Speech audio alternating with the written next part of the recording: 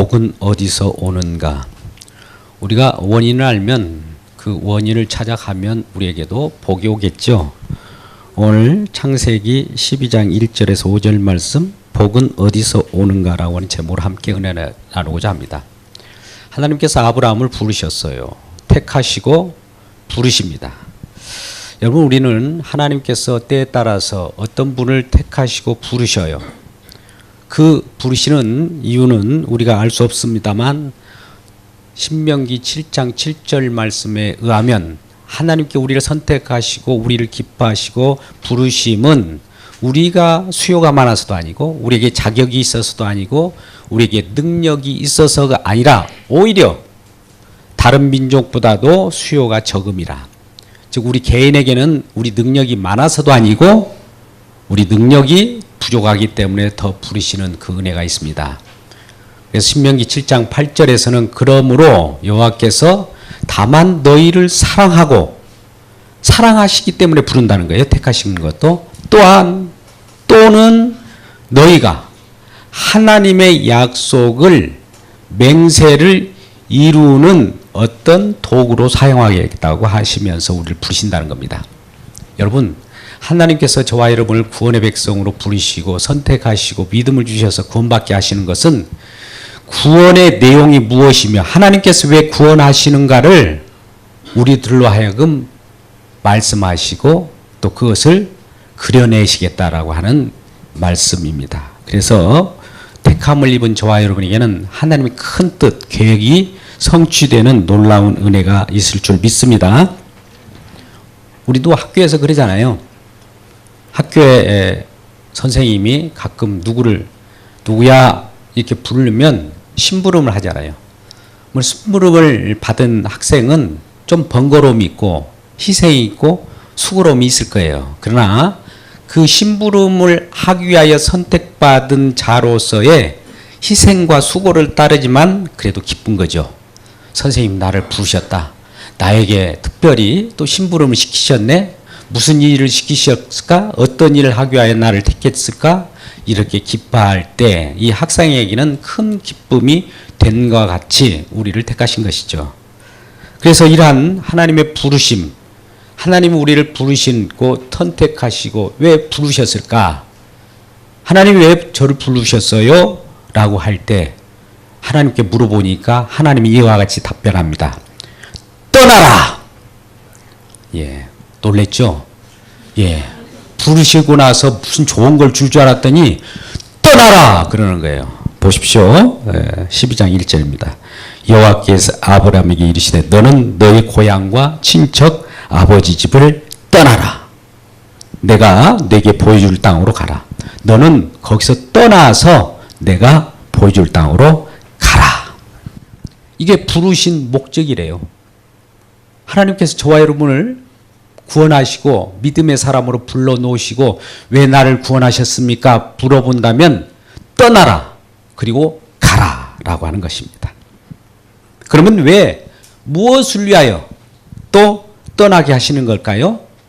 바로 복의 사람으로 만들기 위하여 라고 하는 것입니다. 2절 3절입니다. 내가 너로 큰 민족을 이루고 네게 복을 주어 네 이름을 창대케 하리니 너는 복이 될지라.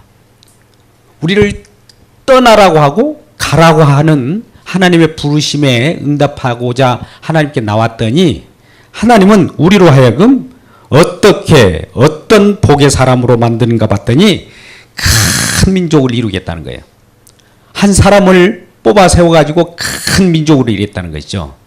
그로 말미암아 여러 시족이 생겨서 자손이 번창하고 정복하고 다스리는 큰 민족이 되게 하겠다. 두 번째는 내 이름을 창대하게 하겠다. 우리를 부르신 하나님께서 내 이름, 저와 여러분의 이름을 창대하게 하겠다는 것이죠. 뭔가 모르지만 하나님께서 계획하신 것은 분명히 이루어지게 되는 것이죠. 이것이 바로 복의 사람으로 만든다는 것이죠. 그러면 왜 이러한 복의 사람으로 만들까요? 왜 우리를 이러한 복의 사람으로 만드는 이유가 뭘까요? 이 저와 여러분을 축복하여서 우리를 또 선택하신 우리들을 다른 이방인들이 축복하면 그들도 우리가 축복할 때 그들이 축복을 받는. 그러니까 한 사람을 선택해 놓고 그 사람을 축복하면 축복을 받고 또 그 사람을 저주하면 저주를 받는 이런 형식이 되는 겁니다. 그러니 하나님은 우리를 축복하기 위하여 부르셔요. 선택하셔요. 그래서 불러내시고 떠나라고 합니다. 떠나라고 하는 것은 분리를 얘기해요. 구분을 얘기합니다. 우리는 하나님의 거룩한 백성으로 분리되었습니다. 우리는 창세기 1장 1절 말씀을 너무나 잘 알지 않습니까? 태초에 하나님이 천지를 창조하시니라.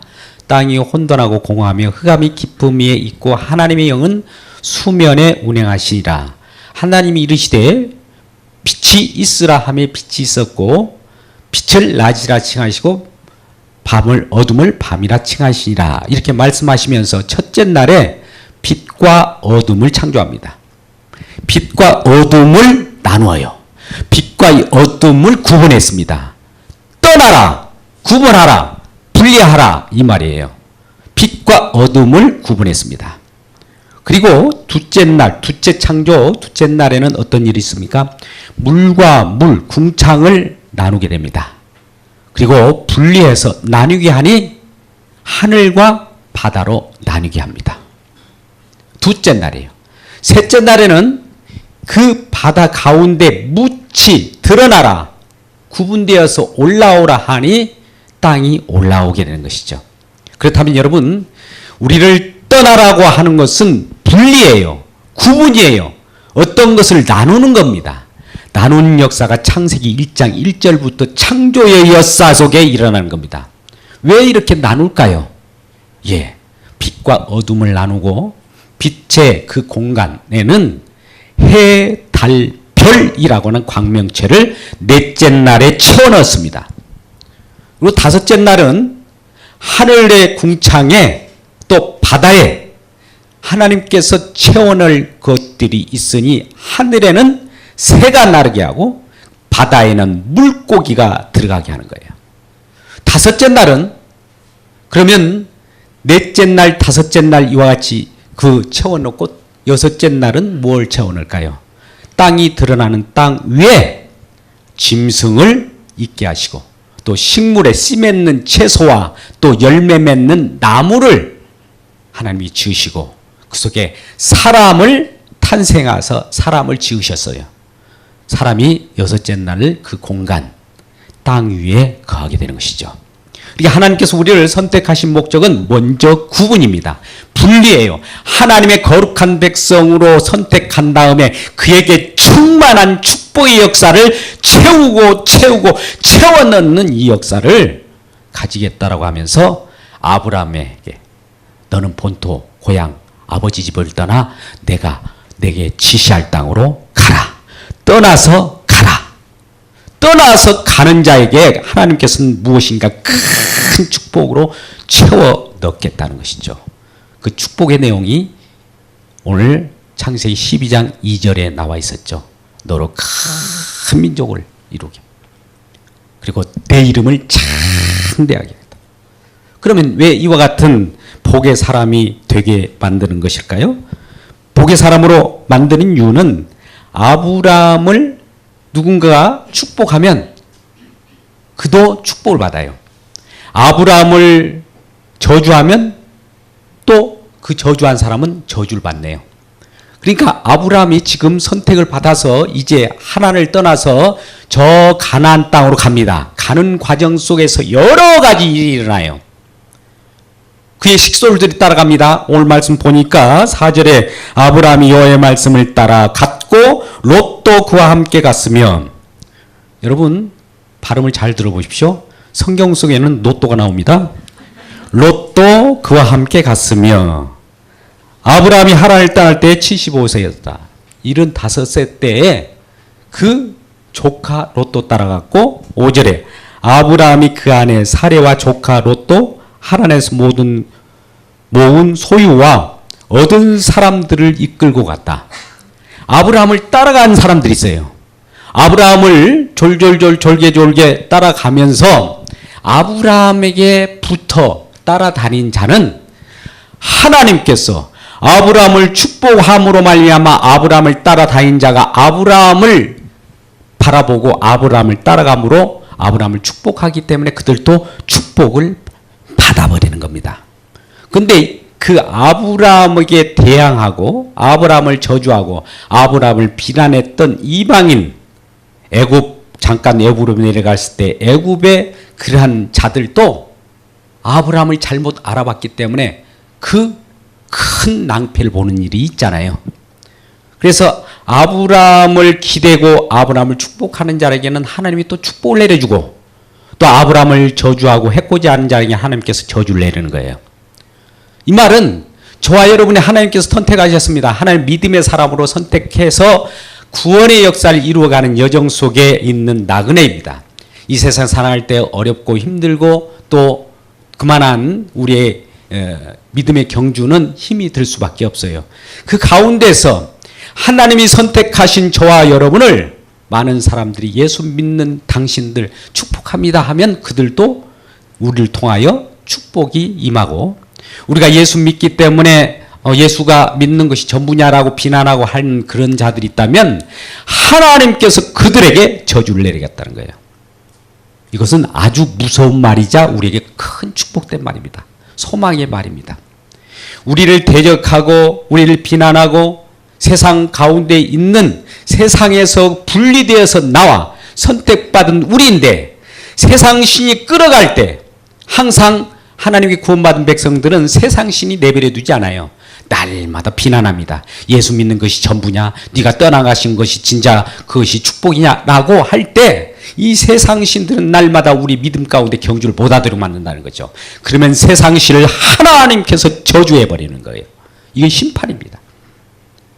오늘날 우리에게도 예수 그리스도를 믿고 믿음 가운데 나온 저와 여러분에게 하나님께서 축복의 통로로서 사용하시려고 복이 되게, 복의 사람이 되게 만들려고 우리를 선택하시고 부르셨다는 이 즐거움에 감사하는 저와 여러분 되시기를 주님의 이름으로 축복합니다. 옆분에게 인사합니다. 당신은 복의 통로입니다. 인사하겠습니다. 당신은 복의 통로입니다. 여러분, 이 아브라함만 그랬습니까? 다윗이라고 하는 그 왕도 마찬가지로 하나님이 선택하십니다. 물론 세상 왕이라고 하는 사울 왕이 있었어요. 사울 왕이 먼저 인간들의 욕구에서 세상 많은 우리 욕심에 의한 왕을 세워놨으니 그가 사울이에요. 그럼 사울은 세상에 우리의 욕구, 욕심에 채워주기를 원하는 그런 왕이기 때문에 세상 사람들이 좋아하는 왕은 사울 왕이었죠.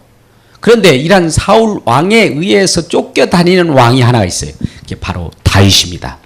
다윗은 하나님께서 기름 부어 세우셔서 하나님이 선택하셨어요. 하나님 부르셨어요. 하나님이 부르신 다윗이 왠지 하나님이 선택받았으면 복을 바로 받고 어려움이 없어야 되는지, 왠지 하나님이 선택하신 백성들은 세상 속에서 외로움을 타게 만들고 고난을 당하게 하고 환난을 받게 하나님께서 만드십니다. 왜 그럴까요? 떠나라는 겁니다. 떠나라는 겁니다. 떠나라는 거예요. 이 세상의 붙박이처럼 날마다 세상 신과 짝같이 말고 세상 신으로부터 구분되라, 벗어나라고 하는 겁니다.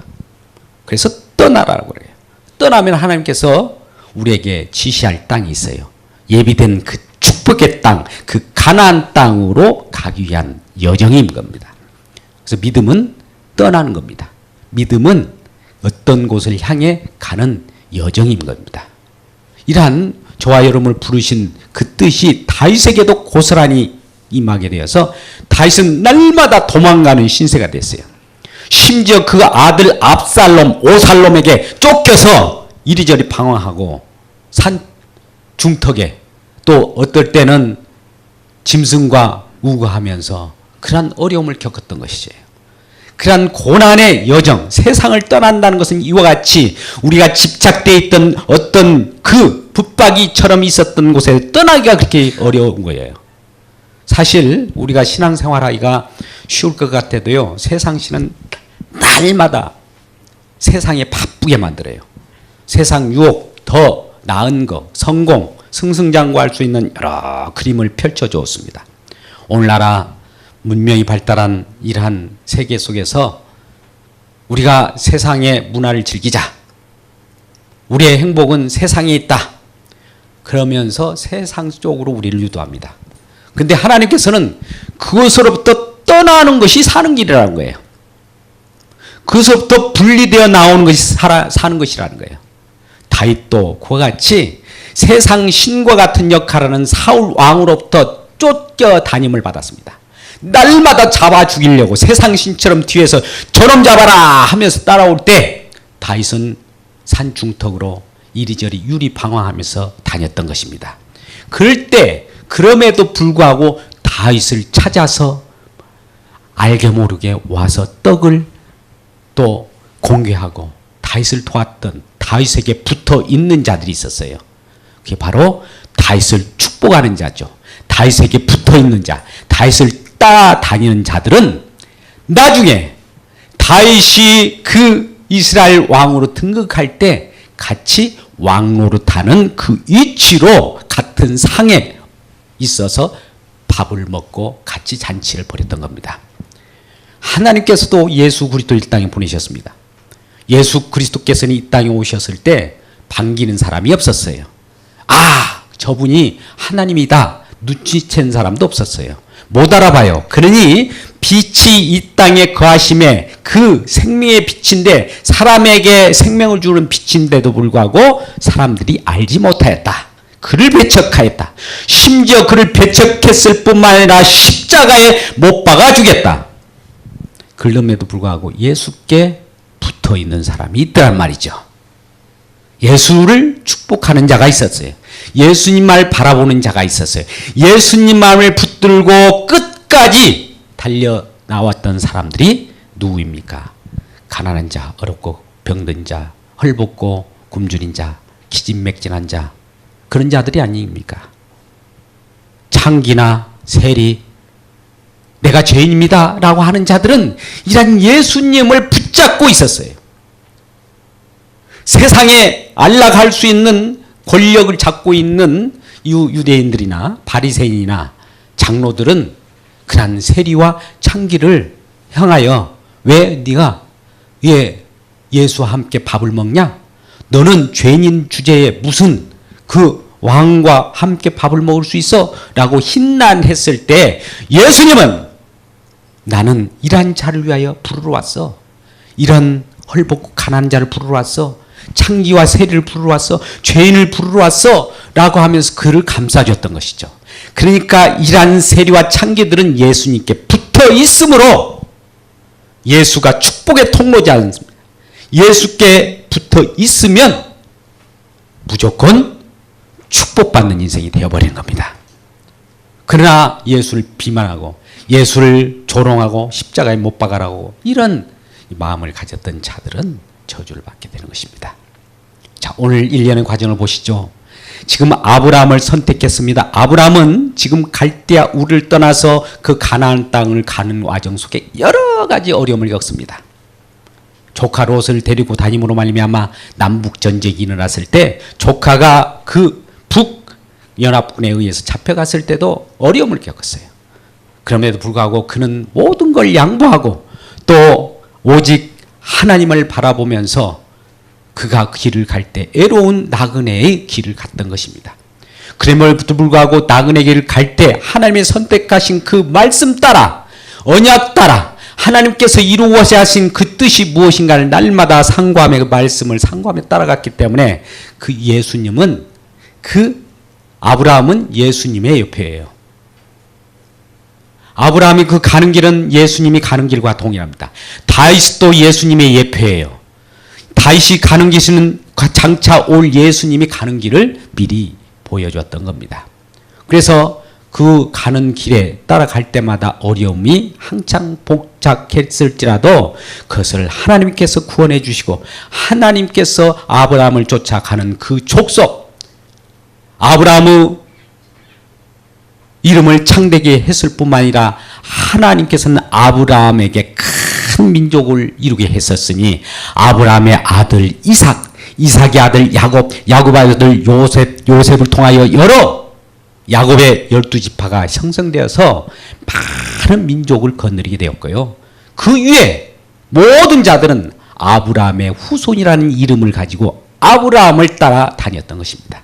그래서 구약의 하나님, 언약의 약속의 신실한 하나님은 아브라함의 하나님이요, 이삭의 하나님이요, 야곱의 하나님이라고 부르는 겁니다. 근데 이러한 야곱을 통해서 보여주신 하나님이 예수님을 그와 같이 아브라함을 통해서 보여준 거예요. 다윗을 통해서 보여줬어요. 다윗을 통해서 왕에 등극하기까지 어려운 고난을 당했습니다. 이 땅에 오셔서 예수님께서는 만왕의 왕인데도 불구하고 많은 쫓김을 당했어요. 그러고도 불구하고 유대인의 왕, 만왕의 왕임을 선포했던 것처럼 다윗도 그 왕위에 이스라엘 왕으로 등극할 때 그 왕위는 영원하리라 이런 표현을 했어요. 다윗이 왕위가 영원하다는 표현입니다. 그러면 다윗은 죽어서 없어졌지만 그 왕위, 다윗을 통하여 보여주고자 하는 예수님의 왕위는 영원하다는 겁니다. 우리는 마태복음 1장 1절 아브라함과 다윗의 자손 예수 그리스도의 계보라. 아브라함은 다윗을 통하여, 다윗은 예수님을 나타낸 거예요. 예수님은 아브라함을 통하여 예수님이 표현되었고요. 다윗을 통하여 표현된 거예요. 구약의 모든 선지자를 통하여 자기 자신을 드러내고 결과적으로 복음의 시작인 마태복음 1장 1절에 내가 바로 아브라함과 다윗의 자손 예수 그리스도다. 그로 말미암아 이제 예수 그리스도의 계보로 많은 이스라엘 백성들, 믿는 사람들이 탄생했으니 바로 믿는 저와 여러분입니다. 구원받은 저와 여러분입니다. 구원받은 저와 여러분을 통하여서 하나님께서 어떤 일을 벌이실 거예요? 구원받았으니까 끝나는 것입니까? 아니에요. 구원받은 우리를 통하여 또 다른 구원받을 자들을 예비하고 그들에게 복음을 전할 때 그들이 이 복음을 받아들이고 붙어지면 같이 결합하고 축복하면 그들도 축복을 받습니다. 근데 우리가 전하는 복음을 받지 않고 비난하고 배척하면 그들은 저주를 받는 거예요. 요한복음 15장 7절 말씀에 이런 말씀이 있습니다. 내 말이 너희 안에 가고 너희가 내 안에 가면 무엇이든지 구하라. 내가 시행하리라. 이루리라. 하나님께서는 우리에게 예수께만 붙어 있으면 모든 것을 이루어 주신다고 말합니다. 그것이 뭘까요? 가장 큰 것은 구원입니다. 또 하나는 하나님이 주시는 하나님의 나라예요. 하나님이 나라라고 하는 가나안 땅 그곳을 향하여 가라고 했으니까 그것을 우리에게 소유하게 하고 하나님 나라 백성으로 소유된 백성으로 기쁨을 누리는 그런 복의 사람으로 만들기 위한 것이었던 것이죠. 우리는 이와 같이 그렇기 때문에 예수님을 사랑하는 자, 예수님께 붙어있는 자, 예수님을 존귀 여기는 자는 하나님께서 축복하십니다. 근데 만일 고린도전서 16장 22절에 이런 말씀이 있습니다. 만일 누구든지 예수님을 주님을 사랑하지 아니하면 예수님을 쫓아다니지 아니하면 예수님께 붙어있지 아니하면 저주를 받는다고 그래요. 주께서 곧 임하신답니다. 왜요? 예수께 왜 붙어있지 않았어? 예수를 왜 못 믿었어? 라고 하면서 심판을 감행했다는 거예요. 그 심판이 저주예요. 예수 믿지 않는 것이 우리에게는 큰 저주가 됩니다. 그러면 예수를 믿는다는 건 뭘까요?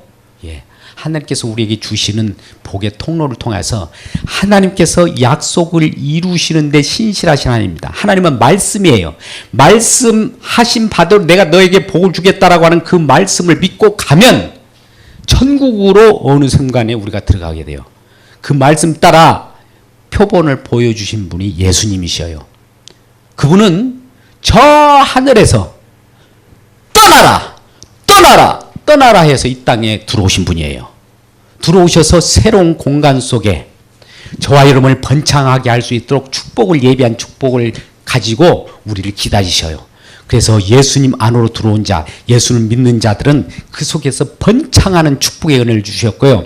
또 놀라운 하나님의 나라, 저 천국 생명을 우리에게 주셨고 축복된 인생으로 만들어버립니다. 이러한 주님을 저와 여러분이 맞이하고 즐거워하며 기뻐하는 놀라운 은혜를 받기를 주님의 이름으로 축복합니다.